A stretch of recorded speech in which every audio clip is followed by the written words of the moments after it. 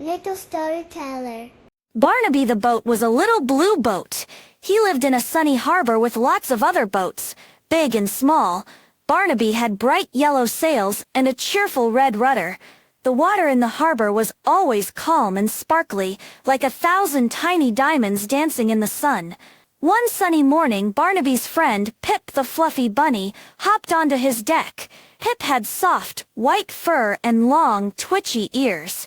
"Let's go for a little trip outside the harbor, Barnaby," Pip suggested excitedly. Barnaby wobbled a little.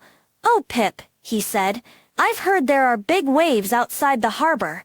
Big, splashy waves." He imagined tall, foamy waves crashing around him. Just then, the sky turned a bit gray, and the wind started to blow. The water outside the harbor began to get a little bumpy. Barnaby felt his hull tremble. "Oh dear," he whispered. "The big waves are coming." Pip looked at Barnaby with kind eyes. "The waves might seem big, Barnaby, but you are a strong little boat. We can go just a little way and see." Barnaby took a deep breath. He wanted to be brave for Pip. Slowly he sailed out of the calm harbor. Soon the waves did get bigger. They went up and down, making Barnaby rock. "Oh my," he squeaked, feeling a little scared, but he remembered what Pip said. He kept going, his little engine chugging steadily. The rain started to fall in big splashy drops. The wind howled.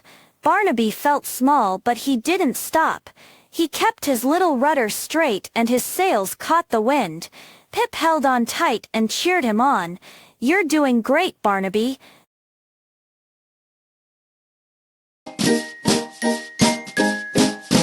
Please subscribe. Thank you.